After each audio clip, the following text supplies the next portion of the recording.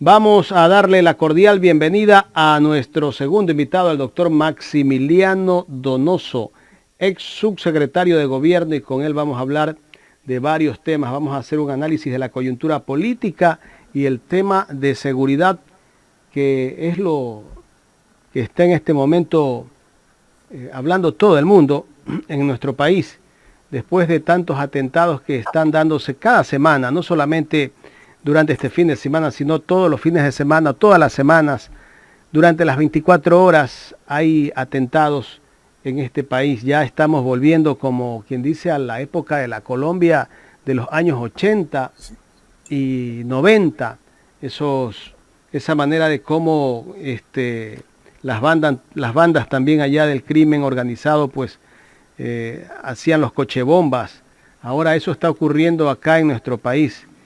Lo que ha ocurrido justamente el día de ayer, domingo, en horas de la madrugada, acá en el sector del Cristo del Consuelo. Esto demuestra que no hay control del tema seguridad por parte del gobierno. En el sector del Cristo del Consuelo, dos individuos en una moto dejaron un saco lleno de material explosivo. Un sector que está justamente a 3 o 4 cuadras de un UPC de la Policía Nacional, y que a veces el gobierno siempre dice, ¿no?, cuando ocurren estas cosas, son vendetas del crimen organizado, pero hasta el momento las víctimas que hemos podido ver a través de varios medios de comunicación no son personas que han estado involucradas en el crimen organizado. Tal vez hay una persona que está herida, pero de esa manera el gobierno ha venido como un poco justificando lo que no ha podido hacer. ¿Cómo está, doctor Maximiliano Donoso? Gracias por acompañarnos. Nos gustaría que nos dé su versión de lo que en realidad está viviendo el Ecuador en este momento. Muchas gracias, don Jaime. Mucho gusto participar en su valioso programa. Mire, yo quiero empezar diciéndole que la explicación que acaba de hacer el economista Marco Flores sobre el entorno económico del país es una de las causas del deterioro enorme que está viviendo la sociedad en su conjunto, porque no son hechos aislados.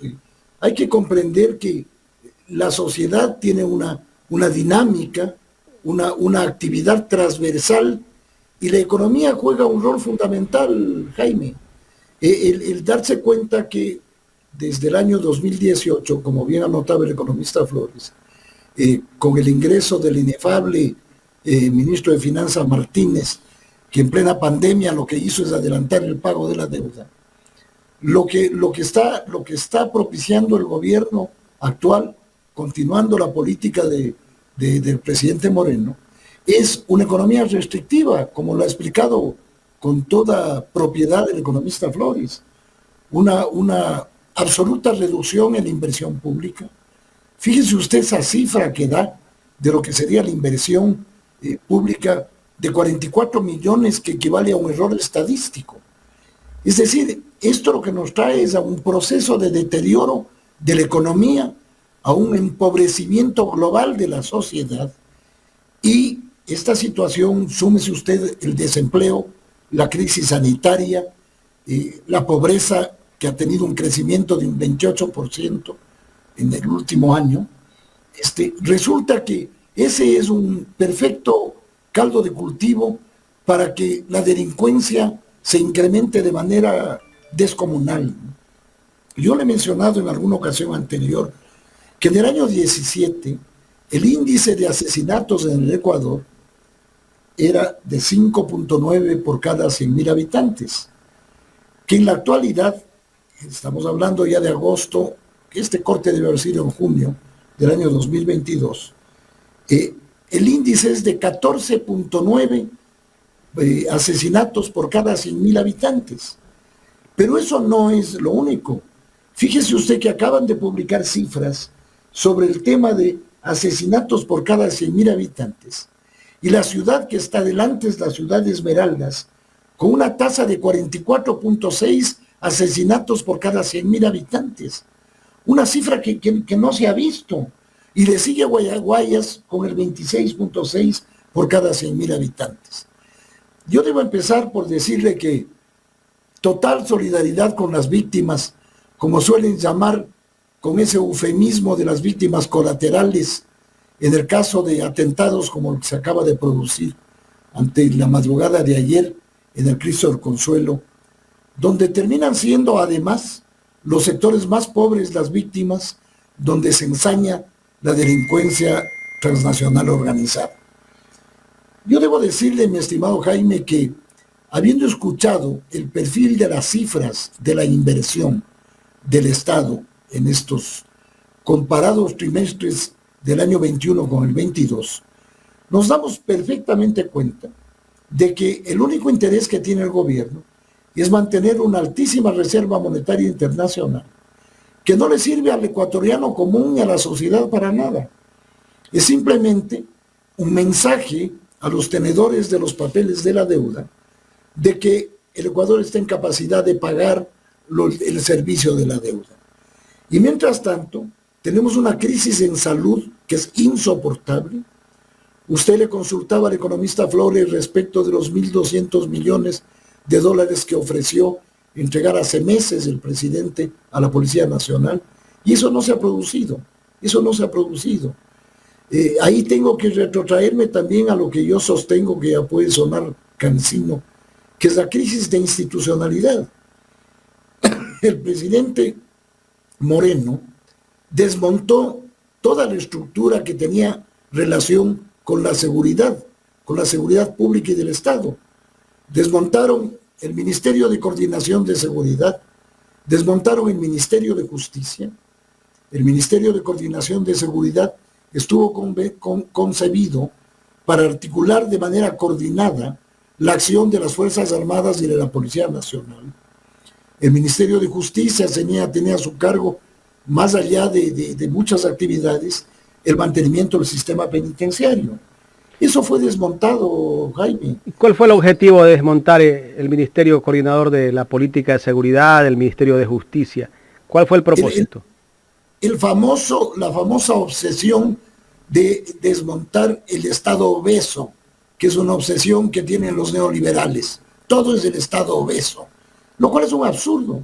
Fíjese usted que desmontan el Ministerio de Justicia y vea usted las masacres carcelarias. El Ecuador está en peores condiciones que Brasil históricamente en masacres carcelarias, porque no se puede improvisar, don Jaime, no se puede improvisar. Vea usted cómo el presidente hace pocas semanas acaba de restituir en lugar del Ministerio de Coordinación de Seguridad, una Secretaría de Seguridad Pública y del Estado, donde le ha designado a un asesor de él que, con todo respeto, no tiene la menor idea de la temática. No es experto. No, pues entonces, es que aquí hay dos elementos. Para poder manejar un concepto de la seguridad, los expertos en materia de seguridad sostienen una tesis que es bastante lógica. No hay que securitizar la seguridad. ¿Qué quiere decir eso? Que no puede manejarse, perdón un segundito, que no puede manejarse, estoy en una entrevista, que no puede manejarse desde una perspectiva policial o militar el concepto de la seguridad. La seguridad integral es, como su nombre lo indica, un concepto integral, Jaime. ¿Qué quiere decir? Que tiene que darse las condiciones sociales, económicas y políticas que al tener una economía que empieza a crecer, una economía que garantiza salud, educación, empleo, inversión en infraestructura pública, empieza a generar mejores condiciones y fortalece el tejido social. Al generar mejores condiciones, al elevar la inversión pública, vea usted cómo han desmontado empresas como los ferrocarriles del Estado, emblemática. El Ecuador ya no tiene Correos del Ecuador, es el único país que no tiene una postal estatal. Doctor, pero todo esto se dio también con el apoyo y el beneplácito de los medios de comunicación que empezaron a disparar contra estas instituciones como la empresa de ferrocarriles del Ecuador, la empresa de correos. Se ha escandalizado todo lo que funcionaba, tratando de decir que el Estado invertía dinero y que no recibía nada a cambio. Es una manera de cómo han ido desprestigiando la cosa pública y están buscando hacer lo mismo con el seguro social, que me gustaría más adelante tratar también ese tema, el seguro social, que justamente la madrugada de este día domingo o lunes terminó ya el contrato con la empresa que es parte del call center que daba el servicio de las citas. Bueno, en fin, tantas cosas, ¿no?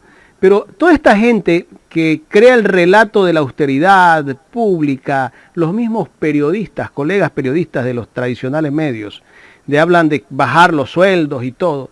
Hay que preguntarles a ellos cuánto ganan de sueldo. Pues recuerden, no más hace poco tiempo, el señor Vera, que era el que tenía un programa en TC Televisión, en un canal incautado, ganaba $25,000 de sueldo más un porcentaje de la pauta. Vea, mi estimado Jaime, usted con lo que dice tiene toda la razón. Aquí en el Ecuador, y aquí vale la pena ampliar un poquito esto, en el Ecuador se ha producido no solamente el lawfare, la persecución judicial a quienes no piensan como en coincidencia con aquellos que tienen como mentalidad el sistema neoliberal, y eso, para que se produzca esa persecución judicial, también existen las fake news que llaman, que son las falsas noticias. Es decir, la prensa pautera, la prensa tradicional, genera una narrativa que le permite a usted piramidar sofismas para poder enjuiciar a personas. Yo me voy a referir a eso. Vea usted el caso del ingeniero Jorge Glass. Le extienden un habeas corpus y suelto de huesos del gobierno dice, no, yo no le voy a soltar a este señor. Es decir, volvemos a la crisis profunda que yo sostengo, que es la factura que estamos pagando de haber desinstitucionalizado el país por parte del inefable Moreno y del Trujillato, que desmontaron la arquitectura jurídica, económica y política del país. Eso es lo que estamos, esa factura estamos pagando, mi querido Jaime. Y esto no se improvisa. Este es un problema. Usted mencionó una cosa muy importante a su momento.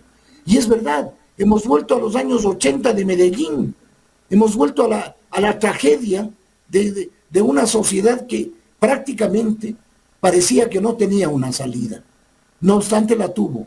Y ahora con mayor razón, con el viraje político del que vive Colombia, que es una esperanza para la Sudamérica y la América Latina progresista.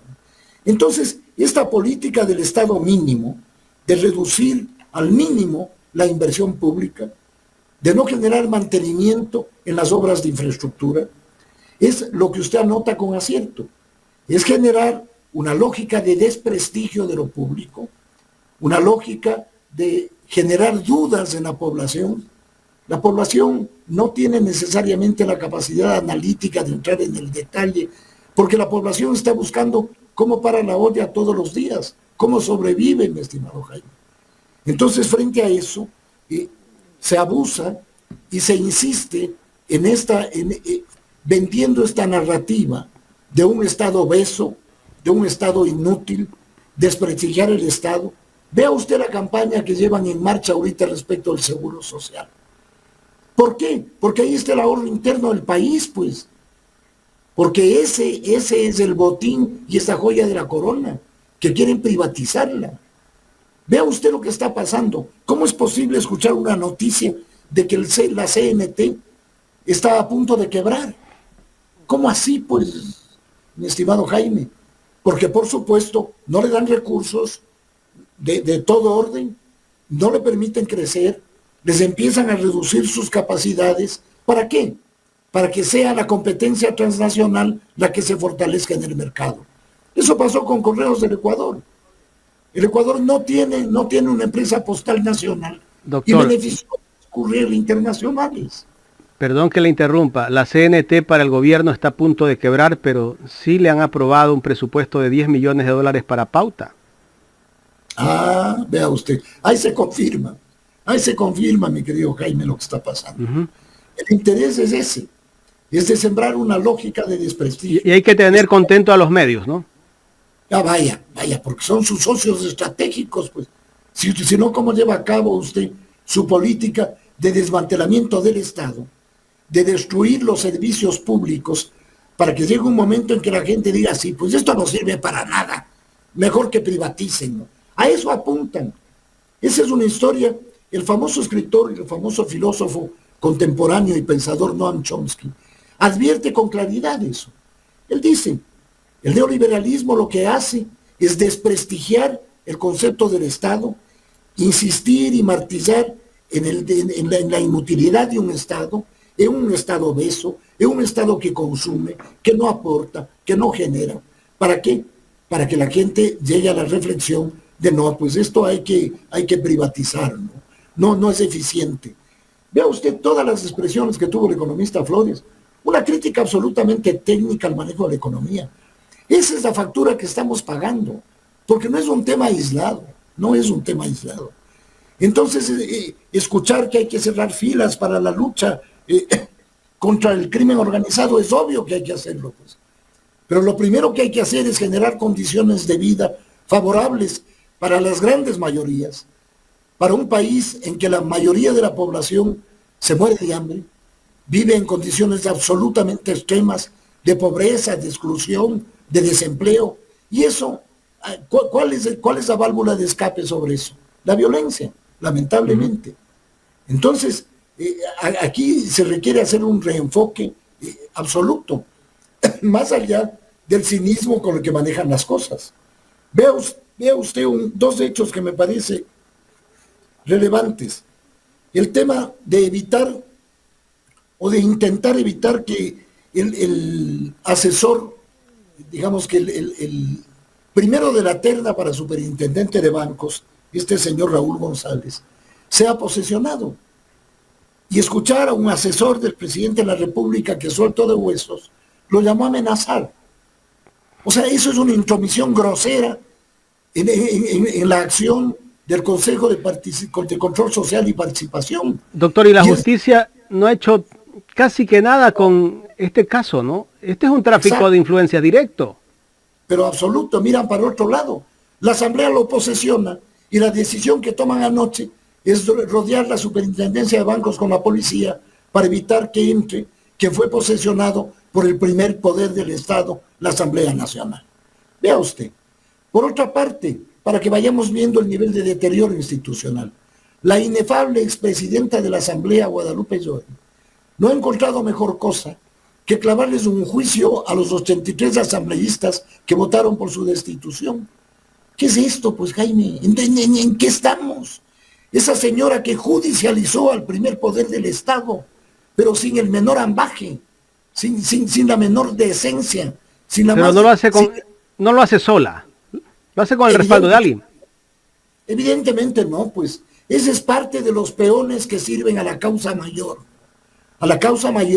de desinstitucionalizar el país, inclusive buscando que, ya se oyen voces, no sé si usted ha escuchado, de que no, pues aquí lo que se necesita es mano dura, que el presidente debe disolver la asamblea y debe tomar plenos poderes.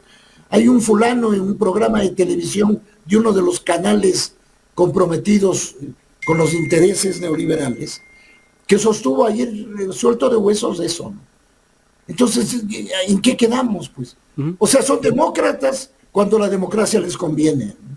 Pero dejan de ser demócratas cuando tienen que cumplir con obligaciones, cuando tienen que servir al pueblo, porque la democracia no existe si no tenemos un pueblo al que hay que satisfacer sus necesidades básicas y hacerle que ejerzan sus derechos, don Jaime. Claro, es evidente ver todo lo que está pasando en el país. Ver que el presidente de la República, prácticamente él dijo en algún momento que iba a gobernar sin la asamblea y lo está haciendo lo que quiere. Lo del superintendente de bancos demuestra todo lo que quiere, a dónde quiere ir. O sea, mañana le ponen a un contralor que no le gusta, va a pasar lo mismo. Está quiere poner las autoridades que él cree que deben de estar allí. O sea, en este caso el superintendente de bancos, lo conocemos que el presidente de la República es un banquero y que a él le interesa tener el control de la banca.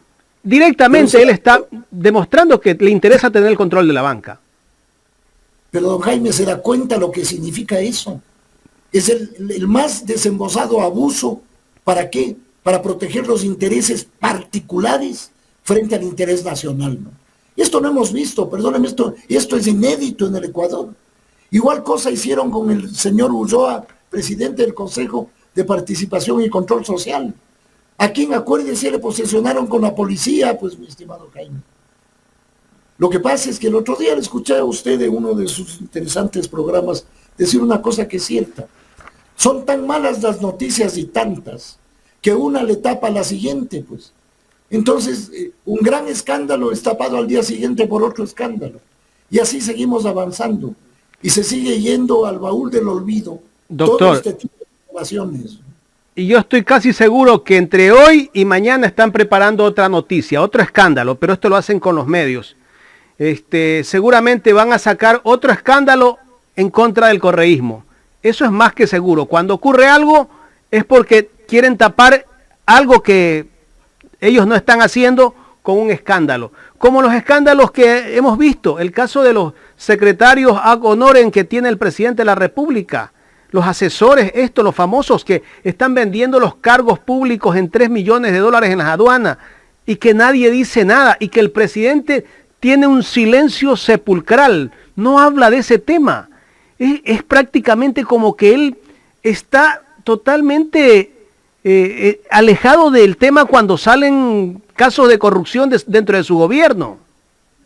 Así es, mira, el presidente de la República, más allá, desde mi particular punto de vista, de interesarse por sus aspectos o sus intereses personales, no da muestras de un interés por el bien general, pues. Por supuesto que no da muestras. Por todos estos hechos que estamos viendo, Jaime, ¿cómo es posible que intervengan tan groseramente este famoso Aparicio Caicedo, asesor ad honorem, cosa que además es absurda, porque usted sabe que el funcionario público tiene que rendir cuentas, y tiene que rendir cuentas frente a la relación de dependencia, y a que recibe un salario, un sueldo, un emolumento por el servicio que presta para el país. Pero claro, el tener asesores ad honorem resulta cómodo, ¿no? Porque pueden hacer todo tipo de trabajos sin necesidad de rendir cuentas, ¿no? Y eso es lo que hemos visto. Eso es lo que hemos visto. Mire, la situación de deterioro del Ecuador es una cosa espeluznante, Jaime. Yo creo que estamos abocados a una crisis de una profundidad que a saber en lo que puede concluir esto, ¿no? Yo creo que hay una situación muy difícil. Creo que la Asamblea Nacional tiene que reaccionar frente a estos hechos. Finalmente es el primer poder del Estado. Finalmente es quien debe fiscalizar. Pero claro, si es que tuvieran una comisión de fiscalización independiente, ¿no? Pero ahí lo que se tiene es una comisión de fiscalización con asambleístas que no tienen ni siquiera sentido común. El sentido común que tienen es el sentido común que anota eventualmente una de las asambleístas de gobierno, cuando intenta hacer cálculos ridículos sobre acciones que no le benefician a su presidente. Claro. Entonces, todos estos elementos configuran un escenario muy grave, Jaime, muy difícil, muy duro, y la gente se da cuenta. ¿Cómo es posible que un ministro diga, el ministro de Inclusión Económica y Social, que han hecho una inversión de 14,000 millones de dólares, pero nos ven la cara, pues, mi querido Jaime? Ya explicó el economista Flores, y él es un especialista. ¿En qué consiste? Más que los últimos 14 años. Eso, y el presidente de la República lo ratifica. Claro, causa risa. Eso es una vergüenza. Es una vergüenza. Pues. Aunque ellos dicen que tienen las cifras. Entonces, ¿qué han hecho el dinero? Yo digo, si han invertido más que en los últimos 14 años, eso quiere decir que Contraloría debe fiscalizar esos recursos, pues. Empezando por eso. Y segundo, que enseñen dónde, pues, mi querido Jaime, que enseñen dónde han gastado un centavo. Si tenemos, ya le digo, la inversión pública abandonada, no hay mantenimiento, porque no hay ese interés, pues, no hay ese interés. Lo que se quiere es deteriorar todo lo relacionado con lo público para entregar a los sectores interesados el manejo privado de la economía, ¿no? Y en eso sí, creo que el pueblo ecuatoriano tiene un alto nivel de conciencia. Eso no va a pasar, mi estimado Jaime. El pueblo ecuatoriano no va a soportar eso. Esas intenciones absurdas de dejarle a la mayoría en la más absoluta indefensión, eso no es viable, me parece a mí. No es viable, y la democracia que no resuelve los problemas de la sociedad, que no procesa los conflictos, que no logra dar soluciones a los problemas, no es democracia, mi estimado Jaime. Doctor, ahora me gustaría que me dé su criterio sobre el cruce de palabras o de mensajes que tuvieron ayer la alcaldesa de Guayaquil y el gobierno. Justamente el ministro respondió, luego el presidente de la República. La alcaldesa de Guayaquil habla de que ella ha invertido 50 millones de dólares en seguridad, que he visto camionetas, no sé qué otra cosa más haya comprado la alcaldía de Guayaquil, pero nunca ha habido tal vez una coordinación, un diálogo o mesas de trabajo entre el municipio y el gobierno nacional para que en realidad se busque solucionar el tema de inseguridad que vive la ciudad. Yo ayer estuve en el sector de Cristo del Consuelo, donde se dio justamente ese atentado terrorista la madrugada de ayer domingo. Y allí nosotros, ¿qué pudimos ver en este sector? Prácticamente que hay una inacción de parte del gobierno y de parte del propio municipio. Allí nadie se preocupa de la gente. Solamente se preocupan cuando hay votos. Van a arreglar las calles tal vez, como que esa es toda la solución. Ya solucionan todo el problema que tiene esa gente. O sea, lamentablemente a los gobiernos no les importa, o les importa un bledo, que la gente viva bien. Así es, no les interesa el bienestar de la gente. Algo leí, no estaba muy al tanto de esta discrepancia, que no es nueva, ¿no? No es nueva. Cuando el actual ministro de Finanzas era gobernador del Guayas, tuvieron varios encontrones, por usar un término, con la alcaldesa de Guayaquil. Verá, también la falta de conocimiento de un concepto de la seguridad integral hace pensar que las cosas se resuelven dando camionetas, motocicletas, pistolas, y que con eso se resuelve. Mi querido Jaime, esa no es la solución. No es la solución. Colombia tiene 7 bases norteamericanas en su territorio y pasó, el gobierno de Duque empezó con 180,000 hectáreas de coca sembradas en su territorio, y a la salida de Duque quedaron 240,000 hectáreas de hoja de coca, con 7 bases americanas. Entonces, la solución no es esa, la solución es generar bienestar en las mayorías, es generar empleo, don Jaime, es generar empleo, que inviertan en lo público, que generen empleo. El propio Banco Mundial lo dijo hace no mucho tiempo, que el Ecuador tenía que entrar en una etapa de inversión pública para que pueda haber crecimiento. Lo decía el economista Marco Flores. No hay reducción del déficit fiscal si es que no hay crecimiento. Y si no hay inversión, si no hay inyección dentro de la economía de recursos económicos, no va a haber crecimiento, pues. No se va a generar empleo.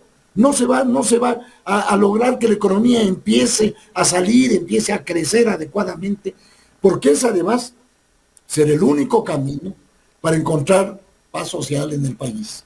El momento en que usted genera las condiciones que la ética política, que la ética pública y que la ética laica exige, de servir al pueblo, ahí se está viviendo una democracia. Lo otro es un ejercicio cuatrienal de ir a las urnas cada 4 años, mi estimado Jaime. Y esa no es la respuesta, lo hemos visto hasta el cansancio. Y claro, después de que el Ecuador creció como creció en la década del 2007 al 2017, en que se triplicó el Producto Interno Bruto, en que se hizo como nunca una enorme inversión pública, donde se generó empleo, donde se hizo reformas. Doctor, ¿cuánto era el Producto Interno Bruto antes del gobierno de Correa? El Producto Interno Bruto al inicio era 39,000 millones de dólares. Y el Producto Interno al cierre fueron más de 101,000 millones de dólares de Producto Interno Bruto. Imagínense, triplicó el Producto Interno Bruto. Claro. Entonces, esas son las señales, pues. Esas son las señales. Lo que pasa es que el no beneficiar a las élites y a los sectores dominantes, eso cuesta, ¿no? Eso cuesta, eso le cuesta al presidente Correa 50 juicios. Y eso le cuesta a quien ha estado alineado con el progresismo ser perseguido político, ¿no? Esa es la verdad, esa es la verdad. El lawfare y las fake news hacen la pareja perfecta. ¿Por qué creen que no quieren que haya ley de comunicación, pues, estimado Jaime? ¿Por qué creen? Porque no les interesa, pues. Porque no les interesa. Porque aquellos periodistas o que ejercen esa noble profesión, pero que más bien son asalariados, que son de alguna manera periodistas a destajo, como suelo decir, tienen que cumplir su papel, ¿no? Tienen que cumplir su papel. Y eso es lo que tanto daño ha causado al progresismo, ¿no? En el Ecuador a nosotros, a todos los ecuatorianos, y en la región al progresismo, ¿no? Recuerde usted Argentina, Brasil con Lula, en fin. Eso es una cosa que, como leí el otro día, un interesante estudio que decía que los Estados Unidos ya no buscan, para controlar la región, un golpe militar, ya no es necesario. Para eso cooptaron a la prensa y cooptaron a la justicia. Entonces, cooptada prensa y justicia, no necesita usted dar un golpe militar. Eso es lo que se llama el nuevo Plan Cóndor, ¿no? La coincidencia entre la aplicación controlada de la justicia, ¿no es cierto?, y la transmisión de la verdad que les interesa a ellos, no de la verdad en su conjunto. Entonces, esas alianzas son las que garantizan y pretenden perpetuar el poder excluyente dentro de un país y dentro de la región.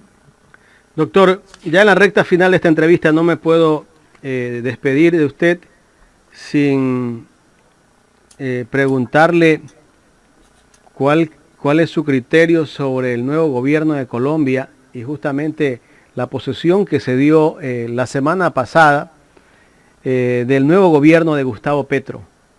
¿Qué le espera a Colombia? Vea, mi querido Jaime, yo pude ver, obviamente por televisión, toda la posesión del gobierno de Gustavo Petro. Gustavo Petro representa lo que pudo haber sido Colombia hace 74 años, si no asesinaban a Jorge Eliezer Gaitán. La tragedia de la muerte de Gaitán y con él la tragedia de la violencia que se instaló en Colombia para quedarse, el surgimiento de los grupos armados insurgentes, de las FARC, de las ELN, en fin, del propio M-19, grupo al que perteneció el presidente Gustavo Petro. Por eso es tan interesante lo que ocurrió en esa posesión, por ejemplo, respecto de la espada de Bolívar, Jaime. La espada de Bolívar fue sustraída por el M-19 de la Quinta de Bolívar y estuvo en la clandestinidad durante muchos años.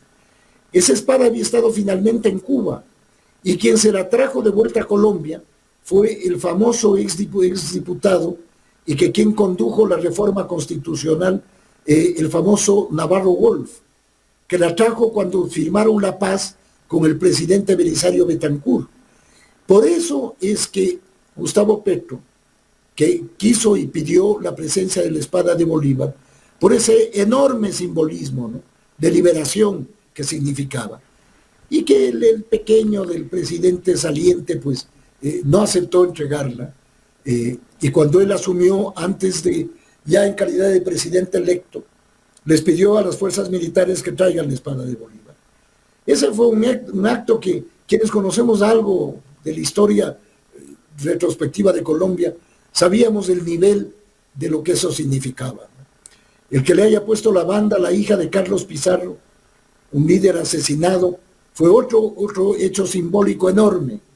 Los invitados, la diferencia en la ceremonia, mucha nostalgia, mi querido Jaime, mucha nostalgia de cuando construíamos el Ecuador para todos, el Ecuador incluyente, no el Ecuador del encuentro de las élites, mi querido Jaime. Correcto. Bueno, yo pude ver parte de lo que fue la posesión de Gustavo Petro. Me gustó la parte que justamente cuando el presidente Petro anunció en el acto público en una plaza grande, que creo que habían más de 20.000 personas en esa plaza. ¿Cuántas? 100.000 personas. Nunca antes yo había visto una procesión con tanto pueblo, ¿no? Y que una de las primeras decisiones que tomó él fue mandar a ver la espada de Bolívar, porque Duque no se lo permitió. Hasta el día que se fue, Duque fue haciendo sus cosas como ellos han tenido siempre pues en mente hacerlas, ¿no? Y cuando llegaba la espada de Bolívar, ¿no? Esa calle de honor que hicieron donde iba la fuerza militar, que eran las que iban custodiando la espada, ¿no? Y la llegada allí fue algo muy bonito que nosotros tal vez nunca antes lo habíamos visto.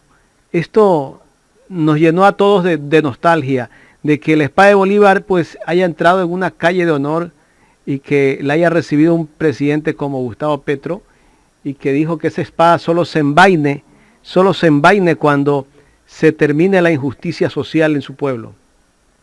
Y cuando se garantice la paz, así es. Vea usted, Jaime, lo enormemente simbólico, ¿no? Fíjese usted que se acabó el oropel, como escribía alguien un artículo en uno de los periódicos electrónicos. El ascenso de Gustavo Petro es un ascenso de recuperar al pueblo colombiano, a ese pueblo invisibilizado, a ese pueblo que la violencia de los últimos 80 años ha permitido que haya 7 millones de desplazados internos, que haya habido una mortalidad bestial, que haya habido hechos de una violencia y delictivos terribles, como fueron los falsos positivos, como fueron los paramilitares. Es decir, una sociedad descompuesta, destruida por la violencia. Ahora encuentra una salida, encuentra una válvula de escape. Le comento que acabo de ver un video de Gustavo Petro con la Asociación Nacional de Empresarios de Colombia, es decir, los sectores más pudientes de la sociedad colombiana, y le hacen un recibimiento con una cerrada ovación al presidente Petro, lo cual quiere decir que también hay empresarios conscientes, hay empresarios que entienden que si no se redistribuye, que si no se genera empleo, que si no se reparte la riqueza, no puede funcionar una economía. Un pueblo famélico no tiene capacidad de comprar nada, de consumir nada.